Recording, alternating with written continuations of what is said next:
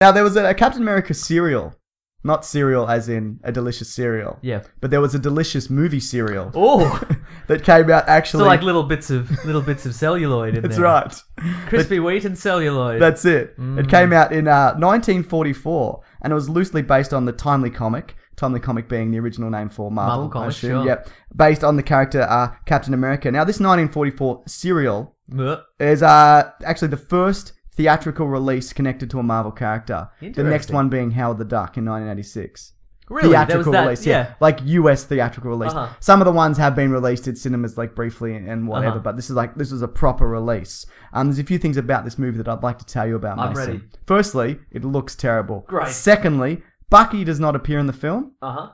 Have they shoehorned in another? They have. He has a Sidekick female character. secretary who Right. is his helper. The super soldier serum was not used. Oh. His shield did not appear. He's just a real tough guy. He's the real. Well, I'll get to that. Okay. His shield did not appear.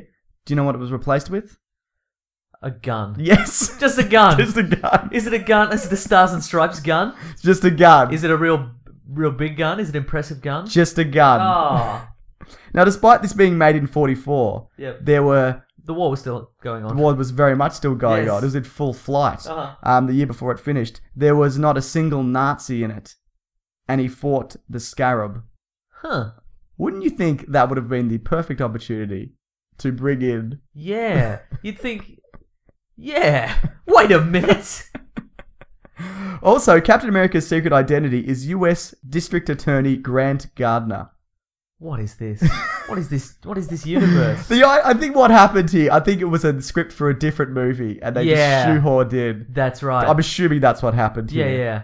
Now, the actor who portrayed him was a famous-ish actor at the time. His name was Dick Purcell, and he was described at the time as having an average to slightly overweight physique. Having just Googled the pictures, if you'd said, could you please describe him, I would have said, overweight physique.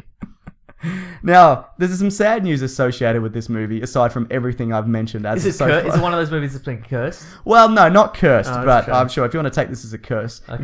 you're the kind of fool who believes in curses, Mason, Yep. which I know you are. Well, we were cursed to do this podcast That's right. for eternity, if you recall. I do remember that. Yeah. Bloody hell. The strain on his heart, on Dick Purcell's heart during filming was too much, Yep. and he died in a locker room weeks after filming after playing a round of golf. Jesus. Yeah. Yeah. So... Can they definitively link it to Captain America, though? Well, that's what they say. I would definitively link it to his overweight physique, if anything. Man, it was the 40s. You know, you eat a good steak and a glass of milk. And, Yeah, you know, steak and a milk. That's what people weren't that up on... Well, you know, that's not true. People knew how to eat healthy. He probably smoked 40 cigars a day. You know Yeah, what they were that's like right. back then. And, you know, playing a round of golf, it's not the most stressful thing. So, yeah, he clearly had some health issues. Guess how old he was? Okay, well, he looks incredibly old in this photo, so I'm going to say he was 38. He was 35. Really? Yeah. Jesus. That's so fucking... People looked awful back in the day, have you noticed? They sure do, Mason. Now, the writer Raymond Stedman believed that the changes made between the comic book and the film version, they were changes for the better. No, you were right. You are absolutely right. They've shoehorned. What they've done is they've written the script, and then maybe they've gotten people on board to make the film. Yeah. And this guy's learned that his character's name is Grant, and everybody's remembered it as Grant. And then they've been like, okay, now it's the Captain America film, and they're like, well, I'm not learning Steve. I'm only responding to Grant now.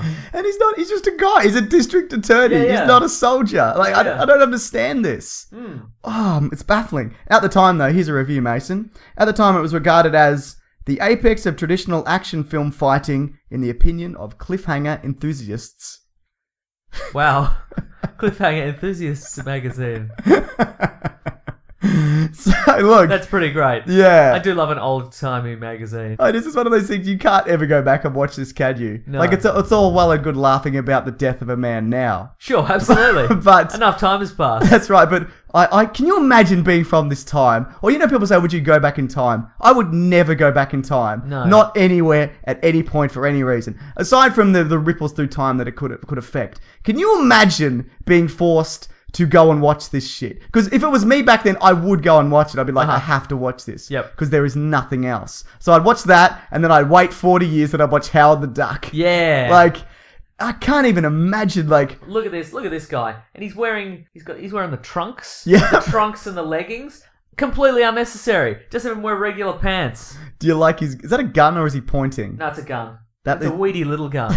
It's not even give him a big gun at least. Give him whatever the biggest gun at the time was. You know. It looks kind of ridiculous. You mean this movie looks kind of ridiculous? Yeah, this movie looks How a little dare bit you. ridiculous. Yeah, you're right. Now that'll do it. No good.